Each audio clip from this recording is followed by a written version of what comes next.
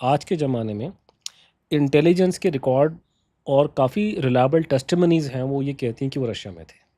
और मेरा मानना है कि वो टेस्टिमनीज़ और वो इंटेलिजेंस की रिपोर्ट्स करेक्ट है।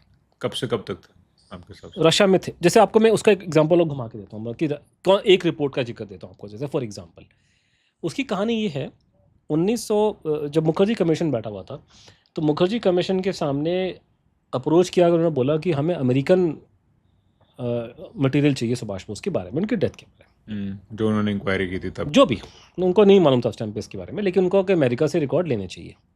तो उन्होंने भारत सरकार को पूछा, सरकार ने कोई जवाब नहीं दिया। बाद में इन्होंने शायद कमीशन ने गवर्नमेंट को बोला, कमीशन ने अमेरिकन एम्बेसी को दिल्ली में पूछा इस केस के बारे में।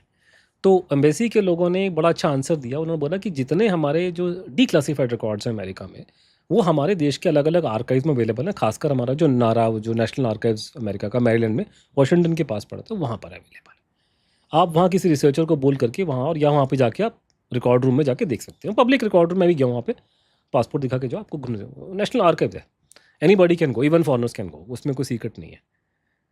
इनफैक्ट CIA का अलग कमरा बना है, आप जाइए, वो रिकॉर्ड देते हैं आपको। मैं लेकर के, हाँ, पासपोर्ट की कॉपी आपकी रख लेंगे अपने पास में, लेकिन रिकॉर्ड दिखाते हैं आपको वो लोग। तो उसने कहा आप वहाँ के देख सकते हैं। दूसरे की जो उन्होंने बोला कि जो सीक्रेट रिकॉर्ड्स हैं अमेरिकन गवर्नमेंट के, वो अप्रोच अगर आपको चाहिए तो हमारी कंट्री में FOIA चलता है, फ्रीडम ऑफ इन्फॉर्मेशन एक्ट, जो वहाँ का RTI है, वो उसके अंतर्गत आप हमें अप्रोच कर सकते हैं सीक्रेट के लिए। तो जब ये इन्होंने आंसर दिया, तो मुखर्जी कमीशन के पास गवर्नमेंट ऑफ इंडिया ने बोला, तो मुखर्जी कमीशन ने इन्होंने बोला कि जो FOIA है उसमें से इन्फॉर्मेशन निकालना बड़ा मुश्किल होता है, क्योंकि उसमें आपको बताना पड़ता है कि आपको कौन सी सीक्रेट फाइल चाहिए, आपको कौन सा सीक्रेट रिकॉर्ड चाहिए। जो रिकॉर्ड ही सीक्रेट है उसके बारे में आपको कैसे बताऊंगा मैं। तो बोला, अब वो ठीक भी करे कि FOIA में डॉक्यूमेंट निकालना बड़ा मुश्किल है। ये भारत सरकार ने मुखर्जी कमीशन को बोल के हाथ खड़े कर दिए। तब मुखर्जी कमीशन ने कहा कि उन्होंने भी FOIA को उसको छोड़ दिया। उन्होंने कहा कि एक आप काम कीजिए कि आप जो वहाँ पे किसी रिसर्चर को हायर कीजिए, कोई इंडियन स्टूडेंट आपको मिल जाता है पूरे अमेरिका में, उसको बोल करके उसको बोलिए कि नेताजी के नाम पे, देश के लिए नाम पे थोड़ी रिसर्च करके वहाँ पे रिकॉर्ड चेक करें, और हम थोड़ा सा पैसा इनमरेशन देने को भी तैयार हैं। ये बात उन्होंने बोली, ठीक है। मुखर्जी कमीशन ने, 2002 की बात होगी, 2002 से लेके 2005 तक मुखर्जी कमीशन की रिपोर्ट जब सबमिट हुई है, भारत सरकार और भारत सरकार का विदेश मंत्रालय, और वो विदेश मंत्रालय जिसमें मेरे ख्याल से हर एक दूसरे आदमी के बच्चे अमेरिका में बैठे हुए हैं आज के दिन में, और जिस देश की पूरी इलीट क्लास के खानदान अमेरिका में सेटल हो चुके हैं, ये लोग एक रिसर्चर नहीं ढूंढ सके वहाँ से। Can you believe that? Bharat सरकार, विदेश मंत्रालय अमेरिका में एक रिसर्चर नहीं ढूंढ सका। $500 में रिसर्चर की लिस्ट आपको मिल जाएगी। आपको हमने खुद हायर किया $500 में, एक पर डे के हिसाब से। एक इंडियन नहीं मिला उनको अमेरिका में रिसर्च करने के लिए सुभाष बोस के नाम पे। तुम्हारे खानदान के जो बच्चे बैठे उनसे पूछो ना इंक्वायरी करने के लिए, क्या करने का वहाँ पे, किस लिए सेटल हो रखे हो। नंबर एक, FOIA, freedom of information act में इंफॉर्मेशन नहीं मिलती है। मैं उस ज़माने में भी, आज के दिन में दिल्ली मेट्रो में घूमता हूँ, मेरी ये औकात ये है, ठीक है। 5 में मेट्रो थी, हाँ मेट्रो थी, कम थी, आजकल ज़्यादा हो गई है। हमने, चंद्रचूड़ ने, मैंने दिल्ली में बैठे बैठे 2 CIA के सीक्रेट रिकॉर्ड ट्रैक कर लिए रिसर्च से। ये विदेश मंत्रालय आपको कह रहा है कि हम नहीं कर सकते। मैं 2% का कीड़ा, और मैं बैठ के मैंने 2 सीक्रेट रिकॉर्ड CIA के ट्रैक कर लिए। अमेरिकन FOI के अंदर मैंने अपनी अप्रोच किया उनको कि मुझे रिकॉर्ड दिए जाए।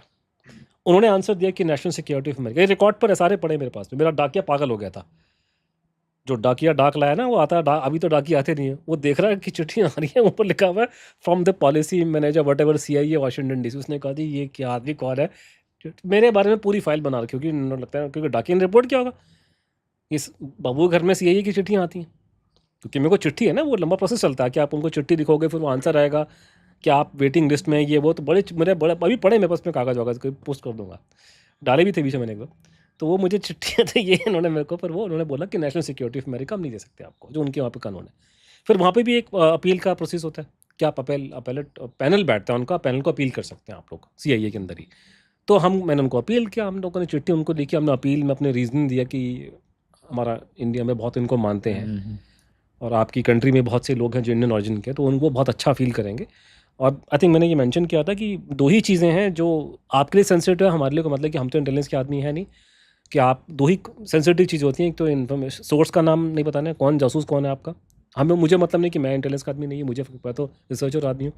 तो आप सोर्स का नाम हटा दीजिए, और आप उसमें से मेथड ऑफ इंटेलिजेंस गैदरिंग कि आपने इंटेलिजेंस कलेक्ट कैसे किया है, वो भी सीक्रेट होता है, कैसे उन्होंने इन्फॉर्मेशन निकाली है, मुझे मतलब नहीं, मैं तो रिसर्चर आदमी हूँ। हमने कहा ये हटा दीजिए, बाकी बाकी आप मुझे दो। तो उन्होंने क्या कि उनको काट करके, वो उसको डिडक्शन कहते हैं अमेरिका में, काला करके उन्होंने हमको 2 रिकॉर्ड दे दिए। उसमें से एक रिकॉर्ड जो था वो ये बोल रहा है कि 1949 के एंड या 50 की शुरुआत में उन्हें इंटेलिजेंस मिलती है कि सुभाष चंद्र बोस जो साइबेरिया में है, वो भारत में आने का उनकी खबर है कि वो भारत में आएंगे। साइबेरिया में था उस टाइम पे साइबेरिया में, रशिया के अंदर। 47। So this is CIA report. Okay. तो ऐसे लाइक वाइज मेरे पास में अलग अलग रिपोर्टें, अलग अलग चीज़ें, मतलब बहुत सारी हैं। तो मेरे लिए उसका कोई मेरे को आप पूछोगे भाई अनुज आपका मानना कि, मेरा मानना है कि सुभाष चंद्र बोस 45 के बाद में कोई प्लेन क्रैश नहीं हुआ, डेथ नहीं हुई, वो रशिया में थे। Then why government of India is not willing to pay attention to this thing? This is the problem, the government has double standards.